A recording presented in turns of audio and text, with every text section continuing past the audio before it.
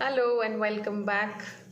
I hope that you have understood the syllabus that I had sent you, and I hope you have understood the PDF also. Somebody was telling me, ma'am, distribution of marks. Uh, then your चोरी is caught actually. क्योंकि जब हम सब लोग कुछ भेज देते हैं, वीडियो में समझा देते हैं, पीडीएफ में बता देते हैं, उसके बाद आप जब सवाल पूछते हो जो कि ऑलरेडी एक्सप्लेन्ड है, दैट शोज कि आप लोग अपना काम नहीं कर रहे हैं. ठीक है. So better that you all start watching the videos.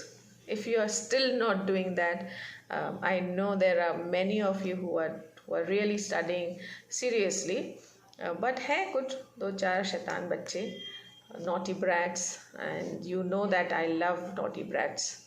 So ये स्पेशली उनके लिए है कि आप ज़रा खोल के देखिए पीडीएफ. उसमें मार्क्स का डिस्ट्रीब्यूशन बिल्कुल क्लियरली दिया हुआ है, और जो मेरा वीडियो है मैंने उसमें अच्छे से समझाया भी है कि क्या चीज़ डिलीट हुई है और क्या चीज़ अभी भी आपको पढ़नी है. Okay, so I hope those who have not done that kindly do it. Right. Now, not wasting much time, I'll just do a quick recap. In the last video, after giving the instructions about the syllabus, I started with the prose chapter, A Girl with a Basket, which is written by William C. Douglas. मैंने आपको ये भी बताया था कि William C. Douglas was a judge of the Supreme Court of United States of America, and he had come to India just for the reason of going around and seeing the country. He was a very adventurous person. He loved to travel. So while he was traveling by train. He was traveling from New Delhi to Ranikhet, and he loved to talk to people. He wanted to meet people, so he would just wait for the station to come, because as soon as the stations passed by, he would get a chance to get down at the station and meet people. He was also quite mesmerized by the way the people dressed. They were all dressed in white clothes. Basically, men were wearing kurta and dhoti, and most of them were barefoot, मतलब नंगे पैर थे. तो ये सब चीज़ें उसको काफ़ी ज़्यादा अट्रैक्ट कर रही थी इंडिया के बारे में.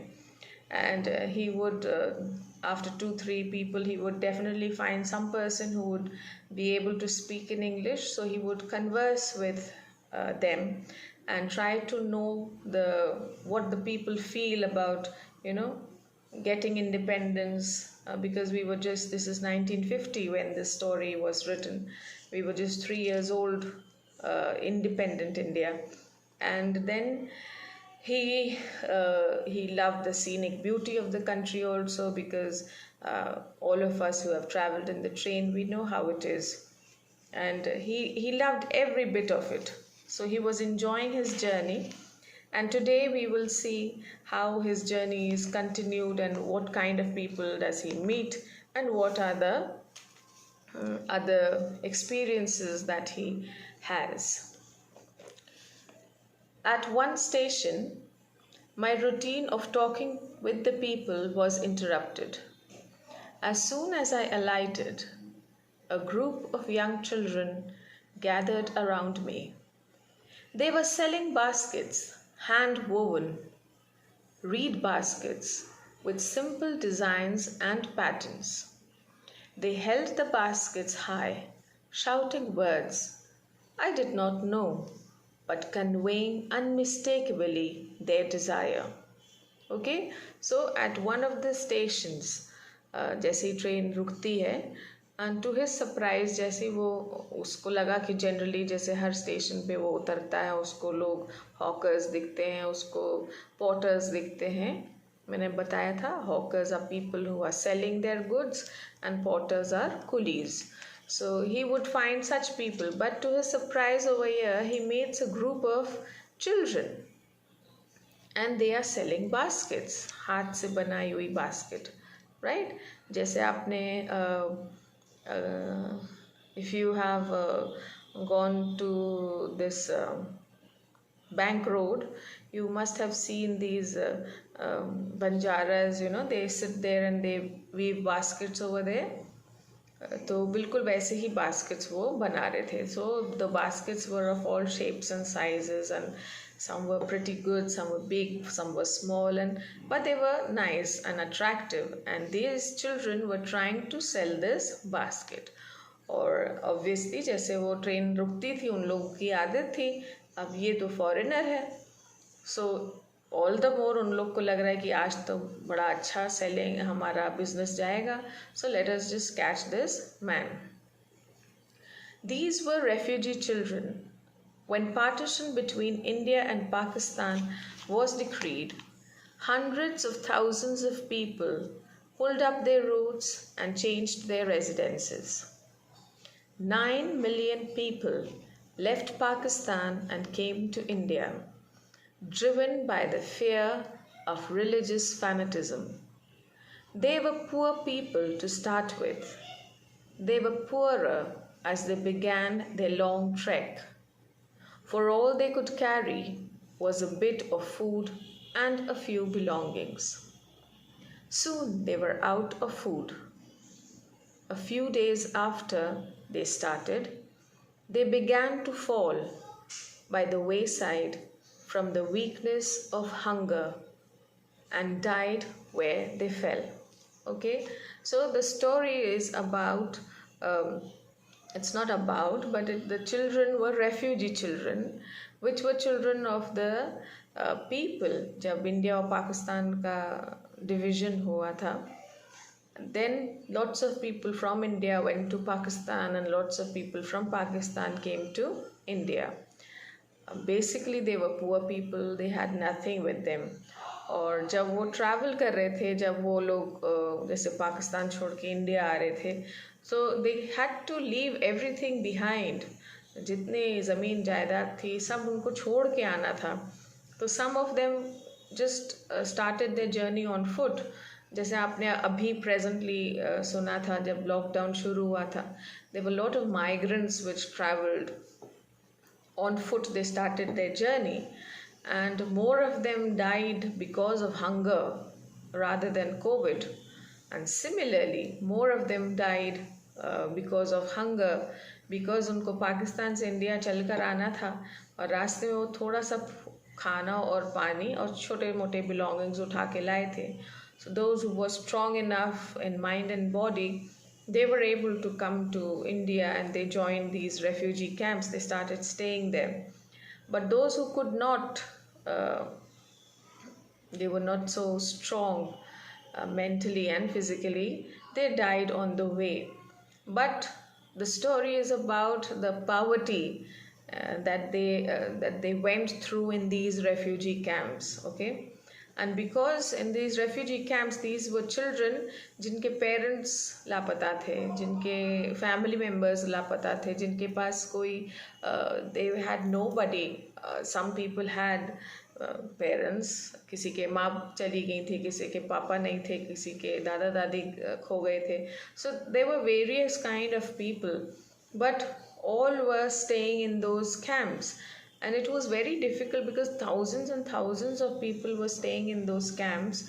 It was very difficult for them to have food, and क्योंकि कभी कभी खाने के लिए लड़ाई भी हो जाती थी कैंप्स में. तो ये लोग काम करना शुरू करें कि हम लोग खुद काम करेंगे, कमाएंगे तो कम से कम हम लोग बाहर से खाना खरीद के तो खा सकते हैं.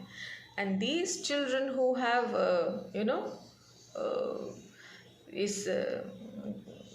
they have surrounded this the writer. They are those same people, and they are trying to sell, they are trying to work, they make their baskets, they sell those baskets, they earn money, and then they eat, they get some money to eat food, but which is very very less, but at least they are working for it, they are not begging for food, right? Next paragraph. The children selling baskets were sons and daughters of these refugees. They or their parents or relatives had gathered in the cities setting up stalls, manufacturing simple articles, trying to make a living in markets already overcrowded. They lived in cloth and grass sheds that lined the streets. The peasants among these refugees had been accustomed to little all their lives, for the annual income of an agricultural family does not, on the average, exceed $100 a year.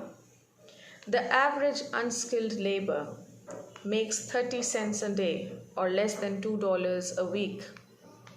There is one meal a day: an onion, a piece of bread, a bowl of pulse with milk, perhaps a bit of goat cheese. No tea, no coffee, no fat, no sweets, no meat. $100 a year is not $2 a week, yet even that small amount is hard to earn by selling baskets to people too poor to buy them. That, no doubt, is the reason these little children descended like locusts. I, an American, was doubtless the most promising market they had seen. Okay, so these are children who are the children of the refugees, number one. Secondly, उनके parents वगैरह जो भी जितने भी refugees हैं उसमें कुछ कुछ लोग जो हैं वो छोटी मोटी ठेला लगा लेते हैं या छोटी सी स्टॉल लगा के कुछ ना कुछ बेचने की कोशिश कर रहे हैं. But the sad part is that they are selling it to people who are already poor, so they cannot earn that much of money. तो उस अमेरिकन के लिए एक ये बहुत ही ज़्यादा अजीब बात है. उसको ये लगा कि ये इतने गरीब थे कि वो मतलब कि महीने में या पूरे साल भर में सिर्फ $100 कमाते थे. Now, for him it was too less, but for the refugee children that was enough, because at least they could have food for one time.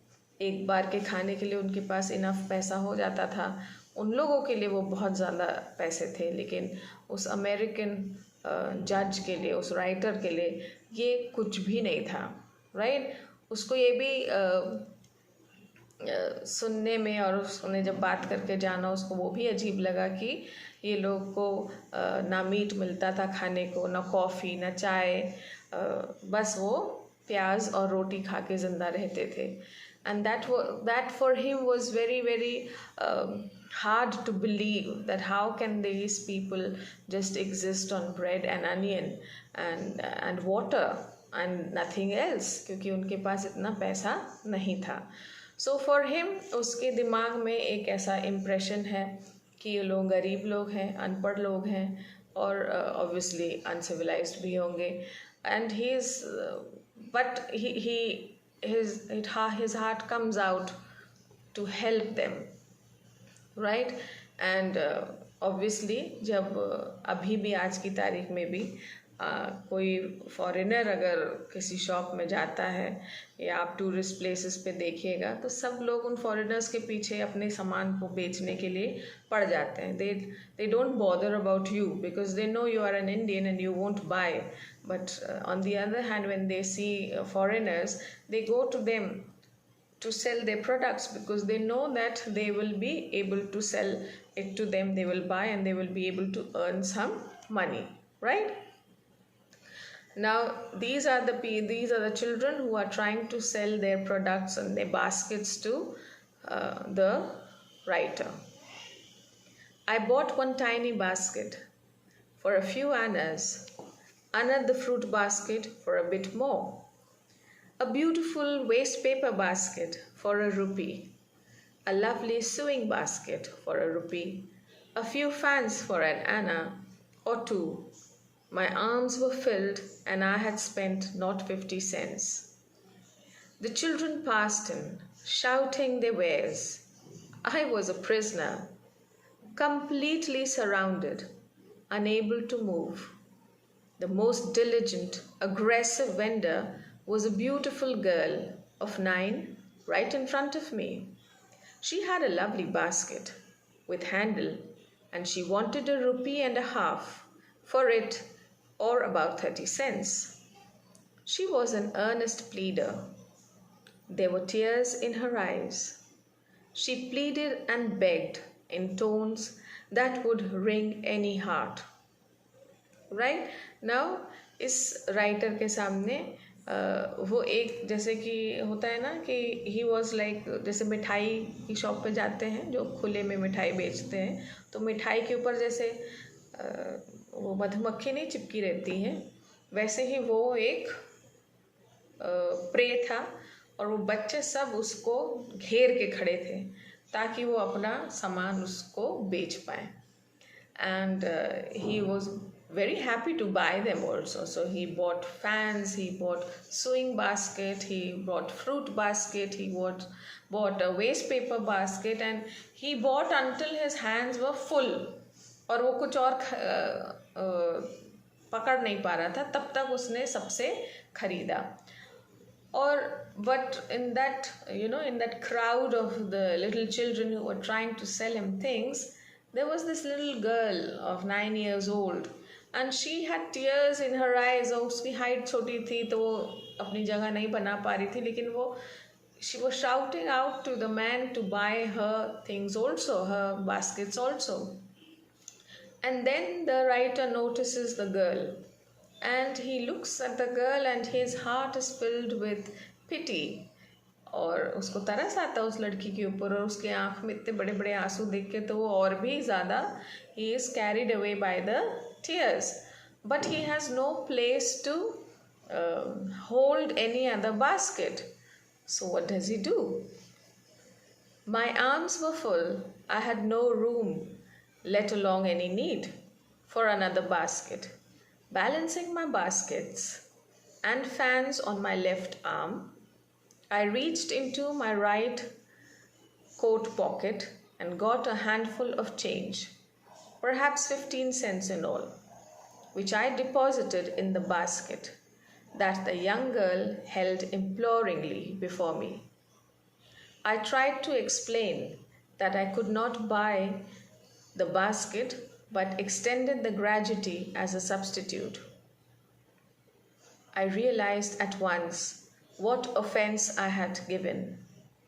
This child of 9, please mark this paragraph, it is important. This child of 9, dressed in rags and on the edge of starvation, raised her chin, reached into the basket, and with all the pride and graciousness of a lady, handed the money back to me. There was only one thing I could do. I bought the basket.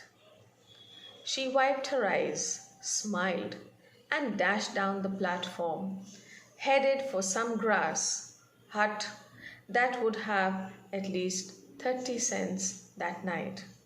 Right? So, ये जो आदमी है, जो writer है, he was trying to balance himself with all the baskets. He did not need another basket. पर उस बच्चे के आंसू देखकर उसको इतनी दया आई कि उसको ज़रूरत नहीं थी बास्केट खरीदने की, और उसके पास जगह भी नहीं थी.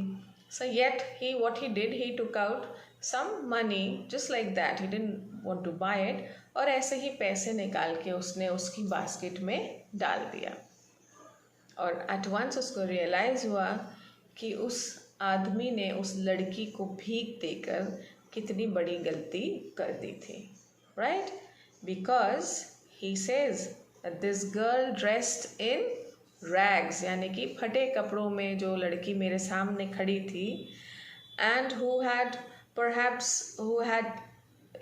was dying of starvation, भूख से मर रही थी, she did not accept that gratuity, जो भीख उसने उसको दी, she did not accept it, and she returned the money back to the writer. Okay, उसने वो पैसा उसको वापस कर दिया. And at this moment the writer realized that he had made a big mistake by giving a gratuity or token money. Instead he could have bought that basket, and he's left with no choice, so he buys the basket from her. And the girl is so happy, she just takes the basket and she runs away from there. So this writer is also satisfied कि at least उसके पास उस रात को खाना खाने के लिए कुछ पैसा तो रहा होगा.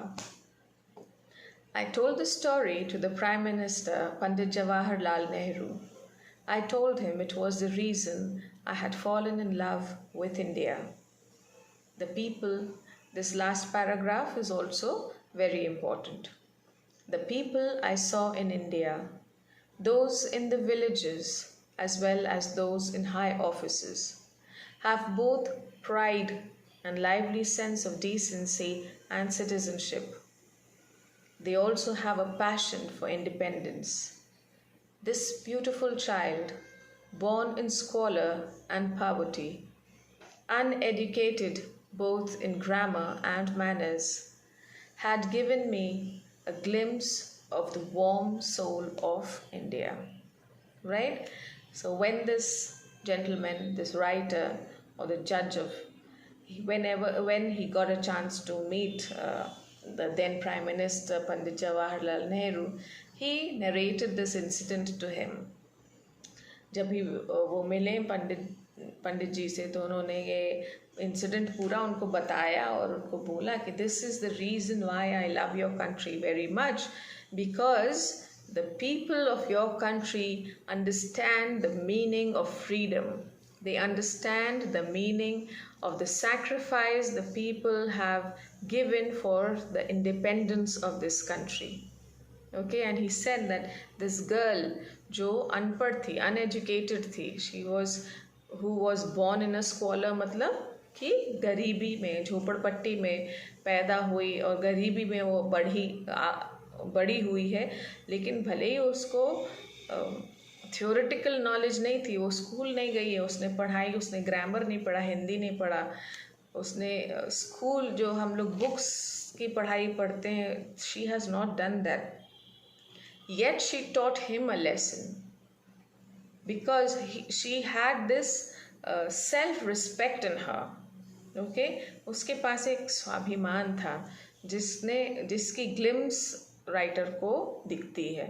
And then he understands that how the reason why he loves the people and the country so much is this, that the people have self-respect, the people understand the sacrifice of the freedom fighters, the people understand that it is with great difficulty we have gained freedom and independence, and that we should respect it. I wish people or the generation now also respected it in that manner. Unfortunately, some of us behave in a very irresponsible manner. All the same, that's the end of the chapter. I hope that you have understood. कुछ समझ में ना आया हो तो आप comment section में पूछ सकते हैं. Just go through the chapter again, read it, and in the next time I will be sending you the notes of the chapter, not the video. Okay, so take care. Bye bye. Love you.